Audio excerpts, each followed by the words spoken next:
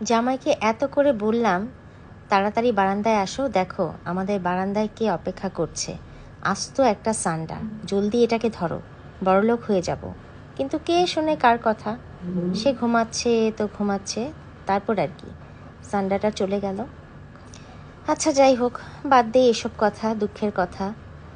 এখানে দেখেন দূর দূরান্ত খালি প্রকৃতি, এত সুন্দর প্রকৃতি, গাছপালা, পাহাড়, ঘন বন। কিন্তু রাতে কিন্তু এই জায়গাটাই খুব ভয়ঙ্কর লাগে। আর এই জায়গাটা চিনেছেন তো? এর আগের দিন যেটা দেখিয়েছিলাম রাতের বেলা ডিনারে যাওয়ার সময় লাইটিং এরিয়া ছিল যেটা, এটা কিন্তু সেই জায়গাটাই। আর সিঁড়িগুলো কিন্তু একটু উঁচু উঁচু টাইপেরই, নামতে কিন্তু কষ্টই হচ্ছিল, বয়স্কদের জন্য কিন্তু একটু ঝামেলাই হবে। আর এই যে লেবু বাগান, অনেক অনেক লেবু। আর এই জায়গাটা কিন্তু একটা টার্কি টার্কি ভাইবস দেয়া হয়েছে, মানে দোলনাটা আমার কাছে ওই রকম লেগেছে।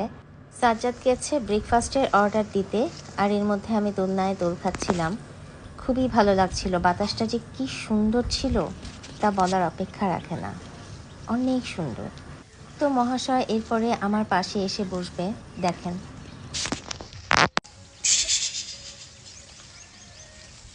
কেমন লাগে? আপনাকে দেখাইতে আনছি, আপনার কেমন লাগে? আমার তো ভালোই লাগে। আপনার ভালো লাগে? তাহলে ঠিক আছে। চলে এসেছে আমাদের সকালের নাস্তা। খিচুড়ির ভিতর কিন্তু লুকানো আছে ডিম আর মুরগির মাংস। রেস্টুরেন্টের এক পাশে এরকম সুন্দর বসার জায়গা আছে। আর ওই যে উঁচুতে দেখছেন ওই ঘরটা, ওইটা হচ্ছে আমাদের রুম ছিল। জামাই দেখেন এখানে কী ফল এটা গবেষণা করছে। আর এই জায়গাটা দেখেন কি সুন্দর বাতাস, কি যে সুন্দর লাগছিল। আমি ভাবছিলাম এখানে তাল নাচলে কেমন হতো, কিন্তু শরীর আর ভালো লাগলো না, তাই পারলাম না। রোদেলাকে বাই বাই করে আমরা সিলেটের উদ্দেশ্যে রওনা দিলাম। যাত্রাপথে খেলাম পেয়ারা ভর্তা, আর এটা হাকালুকি হাওরে তোলা ছবি। আর এটা তো সুরমা নদী, আপনারা দেখেছেন, আগে চেকিং দিয়েছিলাম।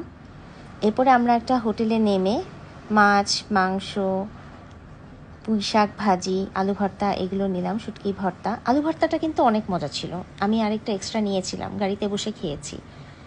আর এটা কোথায় বলেন তো? এটা হচ্ছে সম্ভবত মেঘালয়, শিলং, এই জায়গাটা ইন্ডিয়ার বর্ডারে ওই পাশে।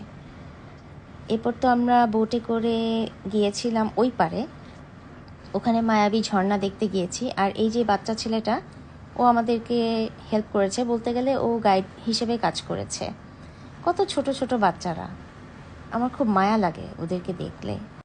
আমরা কিন্তু পার ঘেঁষে ঘেঁষেই যাচ্ছিলাম, কারণ স্রোত ছিল মাঝখানে, এই জন্য আমরা পার দিয়েই যাচ্ছিলাম। তো এই যে এই হলো মায়াবী ঝর্ণা। মায়া বলে কিছু ছিল কিনা জানি না, তবে অনেক অনেক লোকজন ছিল, একদম লোকের লোকারণ্য।